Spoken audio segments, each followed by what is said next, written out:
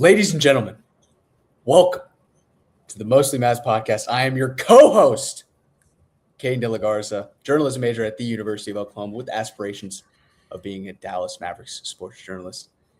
And to my right or my left? Yes, right. My right is the good old Jude Halbert. Jude, why don't you introduce yourself to these wonderful people? I'm really glad you brought me on. I'm Jude. Me and Caden met hooping it up at OU. Crazy story. His roommate I had a class with, and I was like, or he told me, he was like, yo, like, you should come over to the house. Like, we're having poker tonight. I was like, oh, bet. And guess who popped out of the room? Not knowing that you were his roommate. One of the most small world stories, honestly. Super glad we met. Went to OU last year. I go to Sam Houston now. Huge Mavs fan, been a Mavs fan my whole life. And when Caden asked me to do the pod, man, I was all over it. This is awesome. I'm excited to be a co-host on the show. Appreciate it, bro. Of course, bro. But yeah, I for a long time I've been thinking, who would be great for this? There's some guys that I know, most of my friends, they don't watch the Mavericks at all. They don't follow the Mavericks. And I was like, Jude would be a cool guy. He's got some insiders. Yeah. I feel like I was the first guy or one of the first people or, in that small collective of a group where it was like, all right, Derek Lively's shooting 3-pointers in practice and he's making a few of them. And I was very ecstatic. I was very hopeful that, it would butt into something. But here we sit today where, Derek Lively hasn't touched the court in a couple months in. He's probably not shooting any threes right now. But no, unfortunately. Unfortunately not. So on this show, we're going to go through, the Wolves game that just happened. No Coop, no Max. So pretty much a tank fest. What we got is Naz Reid killed Daniel Gafford pretty bad. Anthony Edwards had 20 points in the first half. And, we clawed back going into the second. Klay Thompson brought us back further in the third. And then, Dallas just could not score in the fourth quarter, losing the game 111 to 122. Pretty bad outing. But, it's the same story every single time, right? It's the exact same story. Yeah, I mean, it is just because Coop will be the number one, obviously, one day. And even when he was on the team, we still had the same problem. Like, we don't have a closer down the stretch. And like I said, Cooper will get there. But he's a rookie, he's young. He's still trying to figure out the game. And like you said, every game's the same story. Close the whole game. Honestly, I was telling you before we got on. Shout out to Jason Kidd.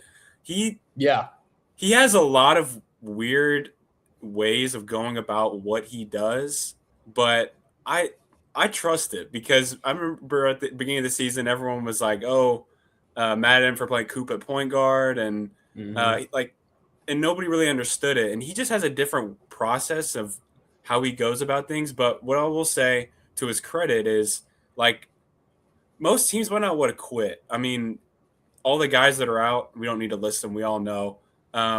Most teams would have just given up. We kind of know we're just playing for a lottery pick at this point. But the guys on the court, I mean, they play super hard every night. Honestly, mad respect to the guys. They, like I said, they play super hard, and I can't really be mad at them any game, honestly. No. I mean, they go on runs. They're really hard to beat. I mean, it's first quarter, they suck. First quarter, they can't do anything scoring-wise. They always try to figure out who's the scorer, who's going to be the secondary scorer.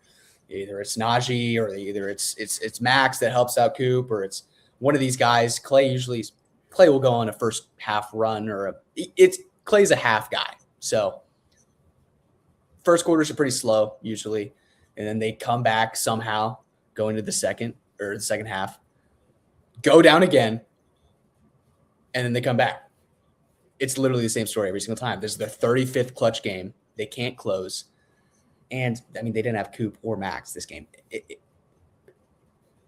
It's the same outcome. You're not mad at it because it is still a loss. Still going into the lottery with better odds because you're losing games. And this is probably the last season that we're going to have these lottery odds, so we might as well take advantage of it.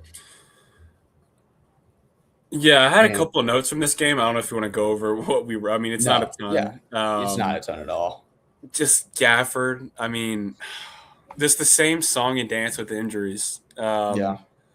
Honestly, he's another one similar to PJ. Just had a really tough season with injuries. Not really knowing where he fits on the team because we don't really have any we don't have any point guards to set up. And Gafford and PJ they're setup guys. They need guys to set them up. So they tried super hard to trade him at the deadline. Wouldn't be shocked if it happens in the offseason. Just he's a lot of teams. He has a decent market. A lot of teams will want him. And I just don't know how much of a role he has here. That's especially really frustrating. Especially with Marvin Bagley playing the way he's played. He had 15 points, 13 rebounds, 7 offensive boards. Yeah. And then Moose Cisse. Yeah. Yes. He's actually the real deal. He's a great he's a great third center, and he's the fourth center, maybe even the fifth with Powell here. Yeah. But you're going into this offseason and you're looking at Gafford. I've been looking at Gafford. And the thing is, too, it's not only his injury struggles, but he's been making a lot of just mistakes, a lot of careless turnovers, a lot of just overthinking plays. Not he always gives maximum effort out there, but sometimes they push the metal too fast and they're making mistakes all the time. I don't know if it's because Marvin Bagley's playing really good. He's scared he's gonna lose a spot. There was a lot of trade drama. There was a lot of talks around Daniel Gafford not playing how he should be playing. And honestly, that ankle injury really it happened before the season even started. It happened preseason, and it's just happened the first practice. Yeah, 10 minutes into practice. So Tim and Man said he sprained his ankle, and literally ever since then it's been downhill. Really sucks. One more thing about mentioned Gafford and PJ. I want to say one thing about PJ. I want him to shoot as many shots as possible the rest of the season. Yes, he needs to get his. He looked good. He looked solid tonight. Solid shots. We need him to get his confidence all the way back. Because that whenever we had that during the finals run, he looked like a legit Aaron Gordon type of piece for a team. So the rest of the season, we know we're not going to be winning a lot of games. PJ literally every time he touched the ball, look to shoot please. Yeah. Yes. And it's in this game you could see too that shot pool, it's expanding. He wasn't just shooting catch and shoot threes where there were a lot of pound side steps, step back threes. He had a little crossover pull up mid range at the elbow that looked pretty good. These looks didn't really go in too much, but as long as he's shooting it, he had 17 shot attempts this game, which is the most we've seen in a while. Yeah, and that's awesome. He's going around that 12 shot a game threshold. Good thing he broke that. I'm not really looking at too many misses right now because no Coop, no Max. That shot volume is going to increase. And just the fact that he's getting 17 shots of a game, I'm happy about. And he paired it with 12 boards, a usual 2 steals. He didn't have a block, but I mean, he's great on the defensive side. Yeah. Ant did have 40 points. So yeah, that's just what he does. I mean, I don't really have much to say on that. I mean, he's just a mother, Yeah. He's insane. Middleton, obviously he scored. I saw someone tweet, I forgot who my apologies, but someone said that Middleton actually kind of plays better. He's a better version of what Clay is. He's an older player, a really stacked resume. But he can kind of get his own shot. And Clay kind of needs a lot of setup. And I swear, every time I watch a game now, I feel bad for Clay. I mean, it's just because he didn't come here for this, man. No. He didn't come here for this. It's just and he's such an easy laughing stock. People just laugh at him. Yeah. It's just the thing is he's thriving in that role too. He is what you're looking at Clay right now is all right, kid's sitting there, he's all right, we're back a little bit. We need to go on a run. So when we need to go on a run, you We throw need some Clay out scoring. there. Yeah. And then he does it. And my favorite lineup that we run out on a consistent basis is when we have Clay and Max out there. Mm-hmm. And then somebody like Najee or somebody like Coop collapse the defense. That's probably our best roster. Like when we have those combination of two players on there, I haven't really looked too much at the on-off stuff. Data Baller did just come out with a lot of new stats, which we're going to be playing with at some point. Yes. But, Clay has been put on the back burner a little bit, but I kind of want to revert a little bit back to PJ too, because I said in the last podcast that, PJ, he's got to play better. Yeah, he does. Because you're going into this offseason and it's all about rebuilding around Coop, and we already know that PJ doesn't play too well with Coop. Yeah. And if he It's kind of an doesn't awkward perform, he possibly could get traded. And imagine the return that you can get on top of having a lottery draft pick this offseason, a number 30 pick this offseason. Let's go see what we can get for Daniel Gafford and PJ Washington. And it's going to be a great player. So yeah. Or not a great player, just a lot of stuff. I mean, a lot of stuff. Yeah, for sure. I know it sucks, man. It sucks how far we've come with PJ, because like literally as soon as like last year, like I wanted that. I mean, I still want him to be a Mav lifer, but I was like, dude, there's no way this guy's ever. But it's just he just doesn't. His game is. I don't know. I texted you earlier. I want to see him coming off the bench. Like obviously not now, but like next season. I think because Coop's not gonna. I don't know how many minutes he's gonna play a game, but like he could play when Coop's not on the court, and I think he could fill that role kind of decently. Especially if he uses that creation that he was using tonight. If he can use those handles and he can get that. It's just unfortunate how those all situations played out for a guy like him. That's kind of like you can say he's kind of like replaceable, but also like man, he's a Dallas native. Like I love that guy. It's just unfortunate how it's played out for him. Like I said, BJ, shoot every shot the rest of the season. Like, please. Every shot. Please. Yeah. And that's a really good point, too, that if you go into the next offseason having him be the sixth man, that's like Nas Reed, that's Peyton Pritchard. Yeah. You're putting yourself – like that's a really good starting caliber player that is your sixth man. Going into this season, I thought it was going to be D'Angelo Russell.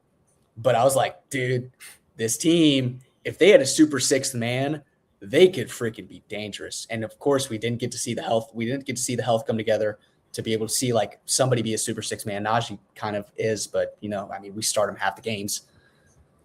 Yeah, going into the next season, if you have PJ coming off the bench as a super six man, that would be great. But enough with this game. Yeah.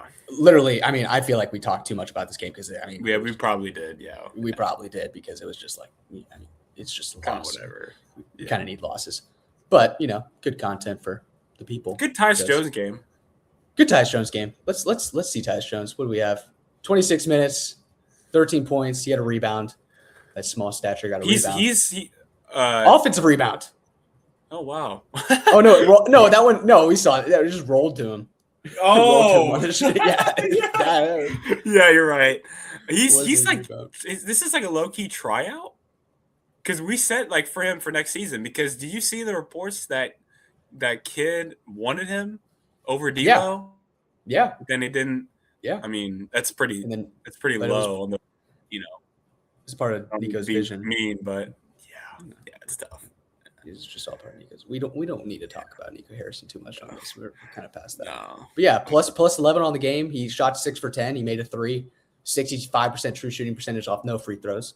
But great game out of Tyus. I mean, amazing game out of Marvin Bagley. We're gonna continue seeing this guy grow. Brandon Williams had an all right game. He had 13 points. Dude,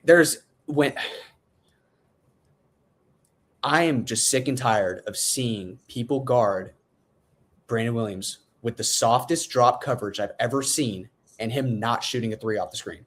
I'd rather him shoot 5 threes a game than him shoot 1. And there was at least like 5 possessions where they were in the softest drop coverage I've ever seen, and he just looked away from the 3-point line. Yeah. Like I said, bro, I'd rather him shoot and miss because who cares? Who cares? The rest of the season. We're not. Like, this is where you get your development off. I mean, Yeah.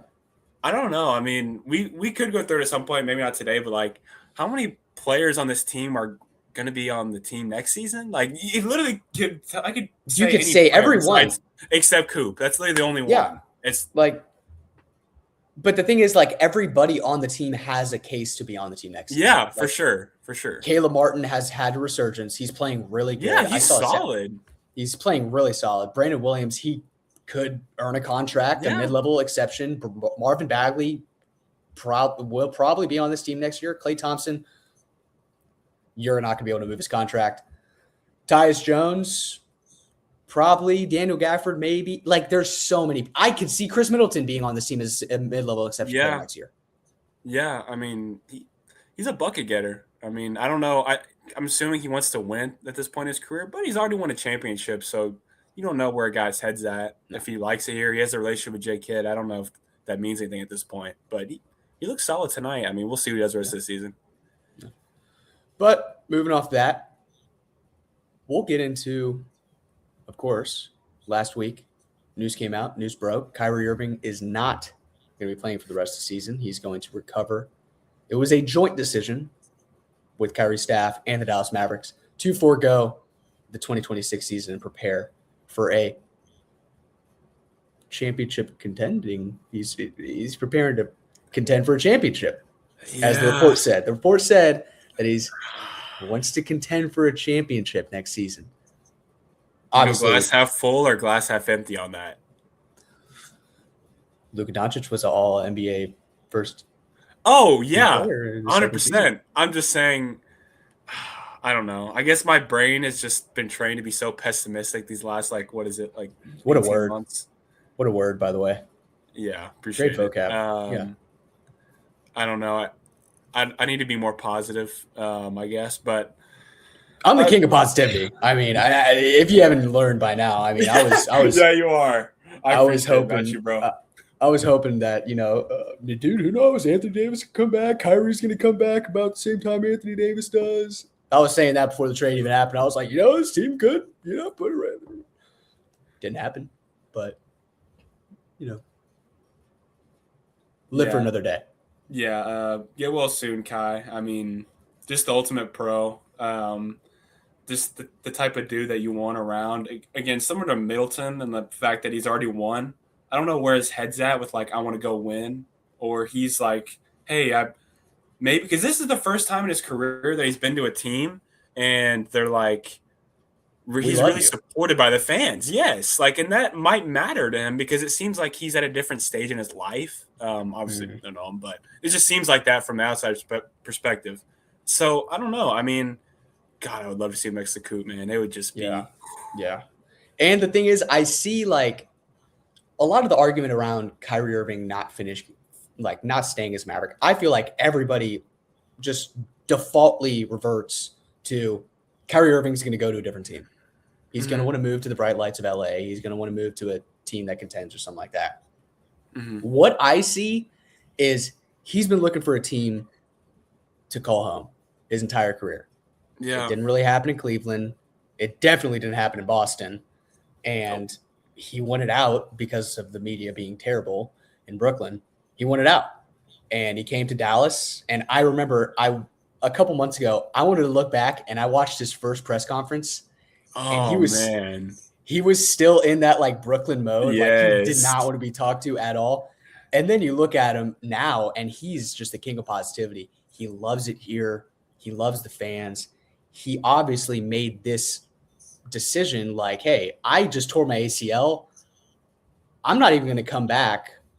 And there wasn't you're putting the team in front of you at this point. You're putting the future of the team in front of you. You're putting the city in front of you. He could have easily came back and been hey, under the table, I kind of want to play so I can show people my worth.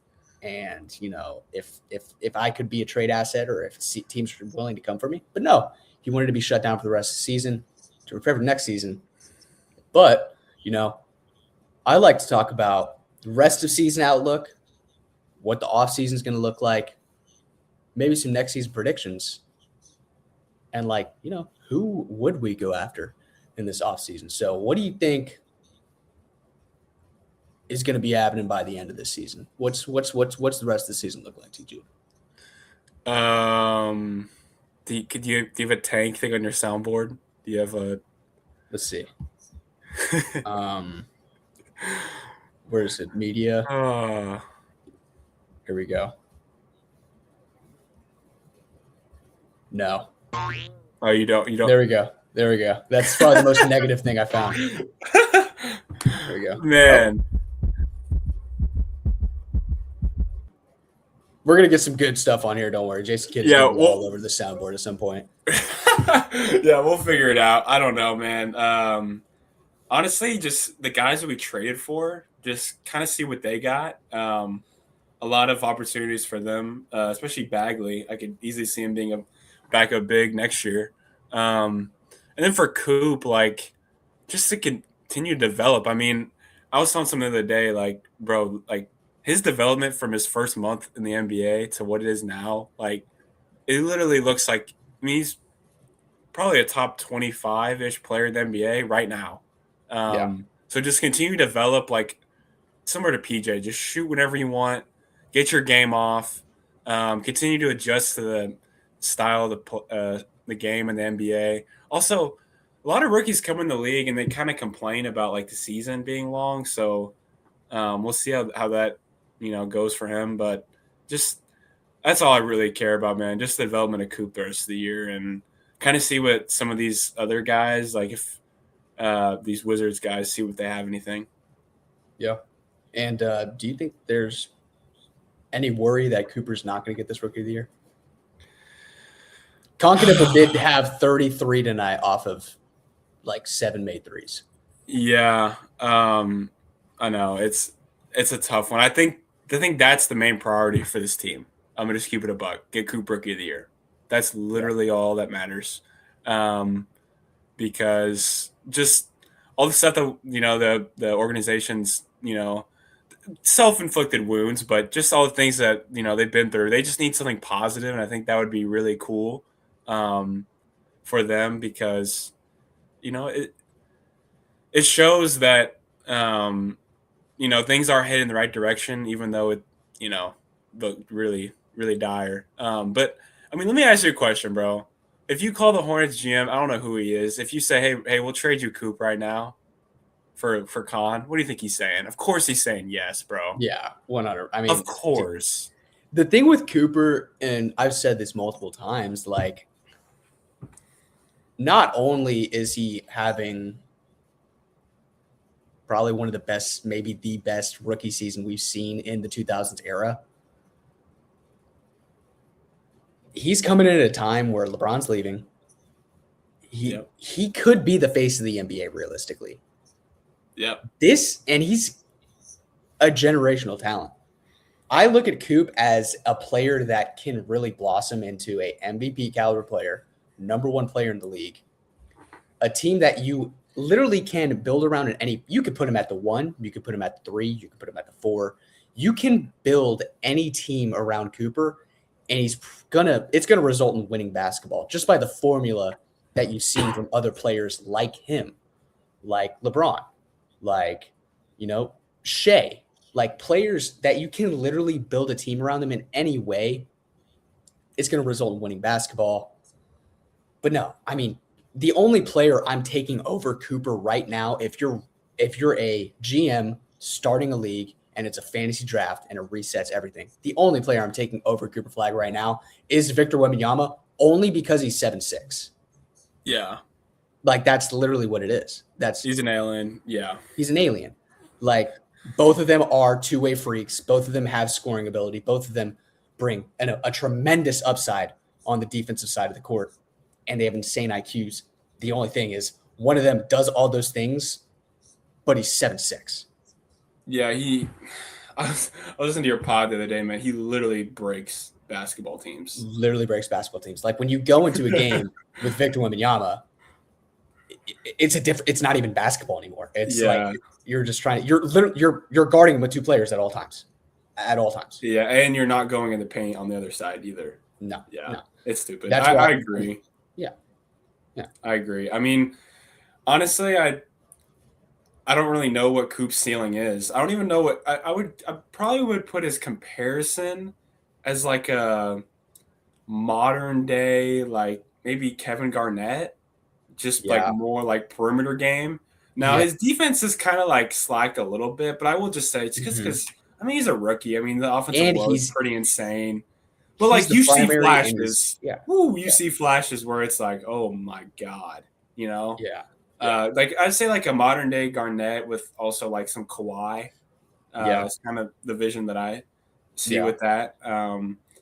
But yeah, man, just continue to develop. I mean, we all know Coop's special. I mean, just Yeah. stay healthy, bro. He's gonna be special. He's gonna Youngest player in be the league, man. ridiculous. All he needs is championships and awards. And we have no idea how high we're gonna put him on that list all time. And All they're he needs is begging someone to awards. be the American face. They're Yeah. begging someone to take it, and obviously, Yeah. Ant doesn't Anthony want Edwards it. doesn't look. He doesn't want it. Yeah. He doesn't want it. And really, I mean, am I blanking? I don't really see any other American that would even be Cade Cunningham, like not maybe, the but face. I don't he's in know. Detroit. He's in Detroit. Hey, you know where he's from? He's from DFW. He's from the DFW, bro. He's gonna come back down here. And yeah, He's and gonna you know come who their back down here. GM is? Dennis Lindsay? Yeah. Mav? Yeah. I'm just Too saying, many, man. yeah, too many connections, bro. Why bring back Luka when you can bring back Cade Cunningham? Yeah, okay. All right. I didn't say that. Yeah. Okay, but this offseason, we have a lottery pick. Almost guaranteed. We have a lottery pick. Mhm. We have the number 29 or the number 30 pick this offseason. We have a lot of trade assets. What are we going for in this offseason? What type of player are we going for? What type of look are we trying to achieve? Are we trying to stay that same format where we have multiple athletic bigs, some perimeter shooting, a lot of skillful guys? What are we trying to add in this offseason? Because when I look at it, like another scorer, another shooting, like I think of multiple ways that you can improve this team that you really can't go wrong. But if there were one thing that you could do, what would you do? Definitely be shooting. We need shooting so badly. Just looking at the teams around the league, like just watching them when they play us, like the game I remember specifically, the Celtics. Like I look at a team Yeah. like that, like their roster isn't, super talented, right? But they just play a certain brand of basketball, just a ton of shooting.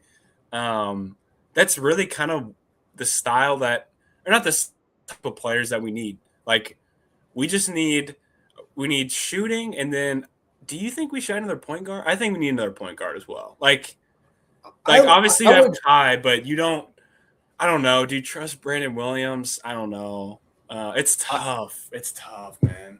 You could do the Kai and Luca thing where you had basically one backup point guard. Because Where what's it the draft? was The draft pick's probably gonna be a point guard. You the know what I draft mean? pick's probably gonna be point guard. It's probably gonna be like Brown or Acuff or Yeah, something like Wagler. that. Yeah. But dude, we did have pretty successful basketball for 2 years with Kai and Luca, just like, one of them subbing out and one of them running the point. Like if Coop really adds on to his ability to play point guard, I could see a world where we keep Brandon Williams for like relief, and then either Kai subs out and at like the 7-minute mark in the first, or Coop subs out at the 7-minute mark at the first, and then you just run with that, like we did with Luka and Kai. But is that sustainable with a second-year player? Are we going to be able to figure out, like, is there still going to be a shooting need? Is Cooper's three-point shot going to be improved enough to where that's going to be efficient? Yeah. That's what you're looking at. But I don't think you can go anywhere else in this draft other than picking a point guard with your lottery pick. You have to.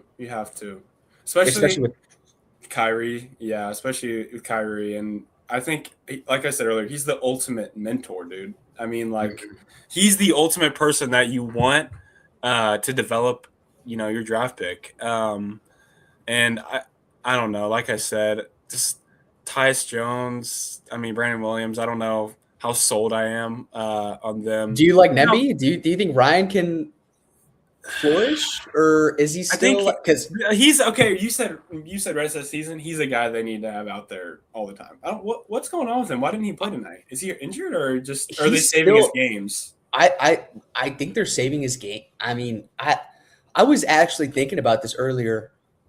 Do they not bring him up? Do they just have him play down there for a while so we can see guys like AJ Johnson and Chris Middleton, or like all these other guys get more minutes and more shots? Like, I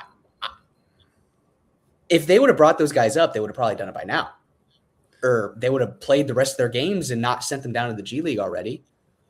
Like, Yeah, I don't know.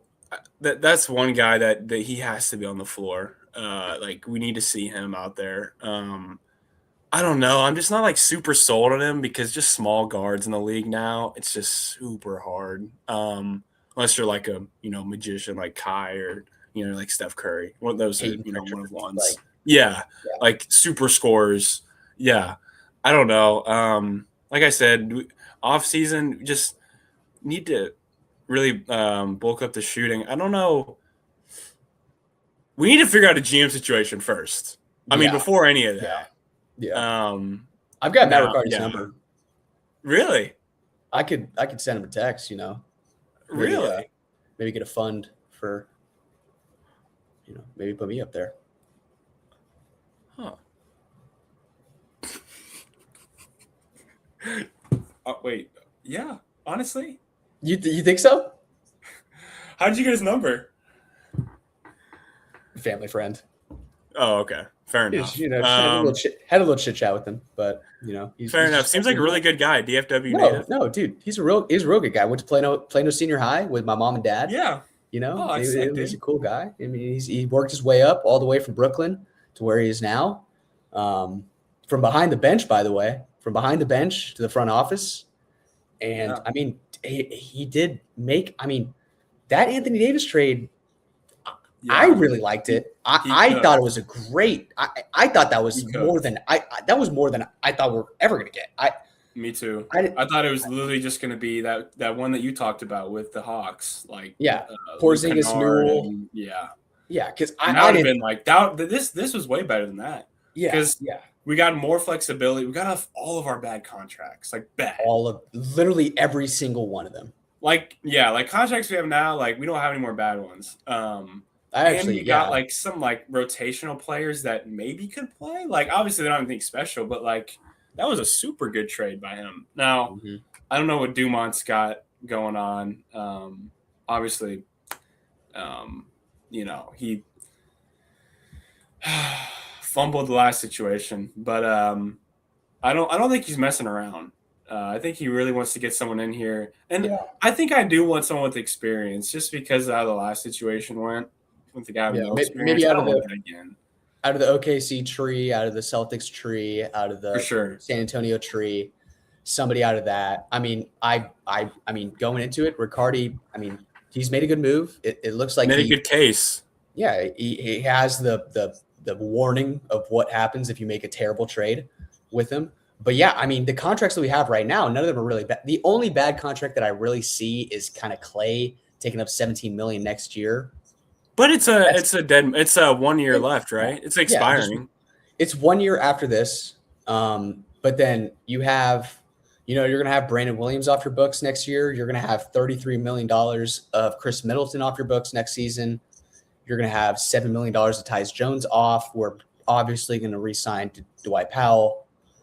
But we still have JaVale McGee dead money for 3 years, by the way. Thanks, Nico. Yeah, and Olivia Maxis Prosper $1 million a year for 3 years, dead cap. Shout out! I think he had over 20 tonight. Really? Yeah. No way. Yeah. He's Tank Fest. Over in a Tank Fest, and he got a ton of minutes. Anyways, yeah. We just gotta figure out the GM situation. I don't know. There's just been a lot of. Actually, I take that back. There really hasn't been any talks about it. I really have no idea. No, I mean, the last thing they said was like they probably want somebody that has previous experience. Yeah, and he said he but talked to Bob Myers, but like he didn't. It's not like he was like, "Hey, you want to?" He just like talked. I don't know. I don't want anything to do Reporting on with it's the been weird. Warriors. I don't want anything to do with the Warriors. Yeah, it's there's other guys besides Bob Myers. We can get someone else. And that just seems like a Jerry Jones move right there. Yeah, that seems like I'm done. I know I already have enough of just that, chasing the name. fair enough. But with the good offseason, the rest of the season goes as planned, where we get as good of a draft pick as we can. Add a really good player in the free agency, hit on a young point guard, maybe like JT Toppin late in the first round or something like that. Get another wing. Well, he just tore his ACL, so get healthy. Oh, he did? Soon. Yeah, okay. Last night. Get healthy, JT. Realistically, like, what are we looking at next season with the starting lineup of Kyrie Irving, Max Christie, Cooper Flagg, PJ Washington, and Derek Lively III? I mean, Derek Lively II. What are we looking at with that kind of situation going into the next season? I mean, honestly, like I said, it's all going to be dependent on what the new front office wants. I don't know if they're going to come in here and just clean house and get rid of everyone and just not everyone, but a lot of role guys. But I mean, honestly, I don't think we're that far away from being like a good team, like not like a championship contender, but like a good hey, like we can be a playoff team, we can be in the play-in and like a regular Mavericks, like a regular Mavericks team. Yeah, like exactly, like we've had for sure. And like we talked, you said it a bunch. Like we expect Cooper to take a year 2 jump. It's just his development has been otherworldly this year, and I see with other guys, like I don't know, like I said, we just gotta figure out the GM situation, and then kind of see because I don't know if I like this vision of the team. You know what I'm saying? It's because what are you saying? Like the structure of it right now, or the structure.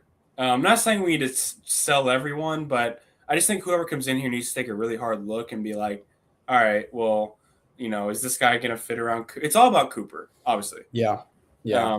Like I said, I mean, obviously, I see Cooper being, taking another jump next year, and that automatically kind of puts us in a place, of being a team. It's just going to be a super interesting offseason. Honestly, I can't wait. Yeah. The thing is, too, like when we drafted Cooper, that kind of started the roster being a little weird. Yeah, because it did. You add on another just like wing, and we already had Najee, we already had PJ that was playing really good at the time. And I mean, we did have Caleb Martin. Like we have an abundance of wings. We have an abundance of bigs. We don't really have a good guard, but we have so many of them. Like